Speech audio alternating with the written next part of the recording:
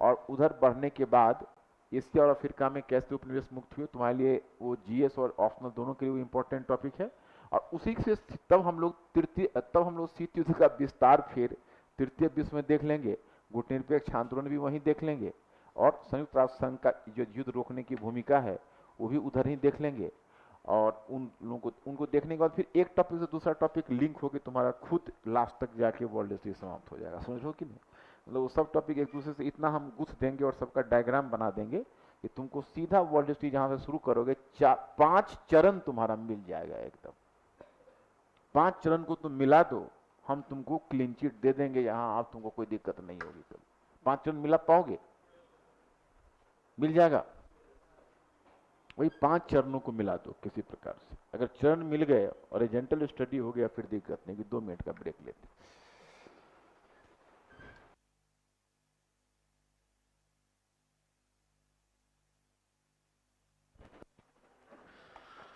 जब मैं ब्रेक दे क्लास में घुसता हूं तो 2 तरह के बच्चे दिखते हैं। एक तरह के बच्चे दिखते हैं जो नोट्स खोल के पढ़ रहे होते हैं या बुकलेट खोल के पढ़ रहे होते हैं, दूसरे तरह के बच्चे दिखते हैं जो फेसबुक देख रहे होते हैं।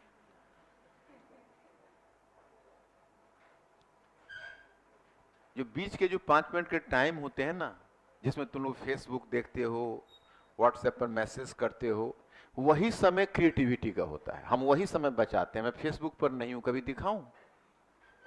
क्यों नहीं हूं? क्योंकि मेरे पास सोशल नेटवर्किंग साइट के लिए समय नहीं है। मैं 5 मिनट भी समय नहीं दे सकता हूं। उस 5 मिनट में क्या करूंगा? क्रिएटिव थिंकिंग करूंगा। तब हम यहां आके बोलते हैं और तुम लोग गधे की तरह सुनते हो। एक समय मैं चाहता हूं कि तुम लोग यहां आके बोलो, मैं तुमको मौका दूं, तुम किसी लेक्चर दो कि हाँ सर ऐसे हुआ, ऐसे चेंज हुआ, ऐसे परिवर्तन हुआ। तो इसलिए बीच के टाइम में फेसबुक नहीं देखते, क्या करते हैं? सोचते हैं उस पर। समझ रहे हो मेरी बात को? तुम लोग का टाइम का क्रिएटिव यूज होना चाहिए। तुम इंटरनेट का इस्तेमाल जरूर करो, हम भी करते हैं। किसके लिए? एक्स्ट्रा इंफॉर्मेशन के लिए, एकेडमिक पर्पस के लिए, चैट करने के लिए नहीं। चैट करने वाले दोस्तों से दूर रहो। चैट क्या करना? चैट करने का तुम लोगों के पास टाइम है?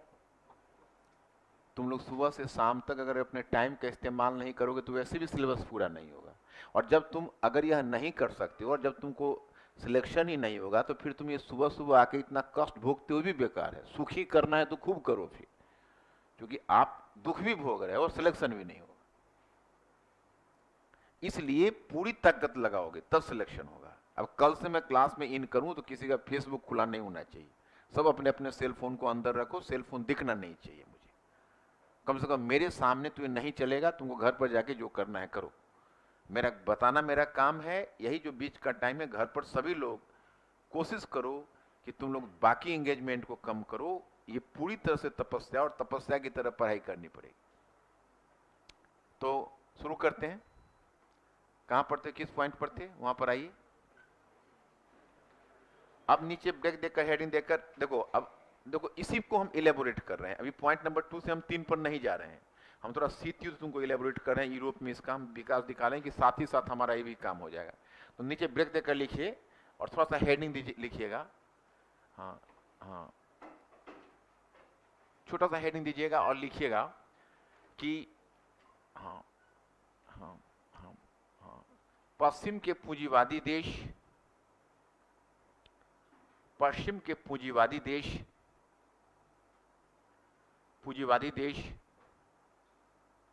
तथा पूरब के समाजवादी देशों के बीच,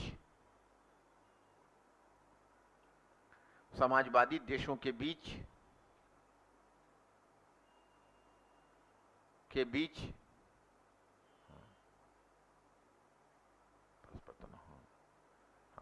बीच मतभेद एवं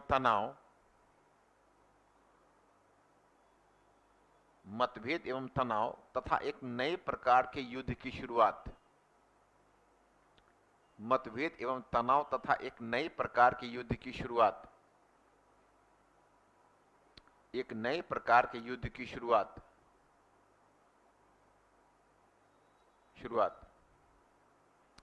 अब डैश देकर लिख लीजिए। लिखिए कि अभी द्वितीय विश्व युद्ध समाप्त भी नहीं हुआ था। अभी द्वितीय विश्व युद्ध समाप्त भी नहीं हुआ था, द्वितीय विश्व युद्ध समाप्त भी नहीं हुआ था कि एक तीसरा विश्व युद्ध आरंभ हो गया, एक तीसरा विश्व युद्ध आरंभ हो गया, एक तीसरा विश्व युद्ध आरंभ हो गया। यद्यपि यह युद्ध अपने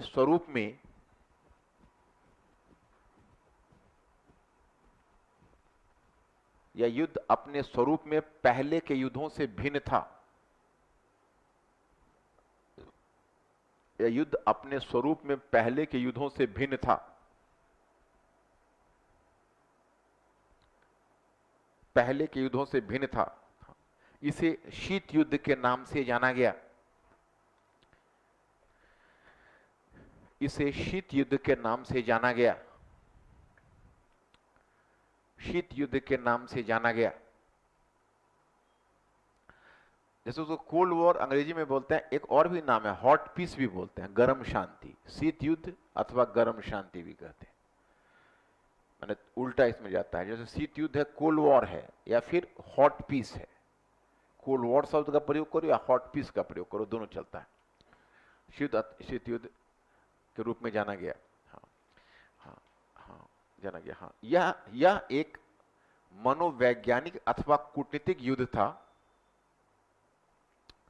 यह एक मनोवैज्ञानिक अथवा कूटनीतिक युद्ध था। कूटनीतिक युद्ध था जिसका उद्देश्य था एक गुट के द्वारा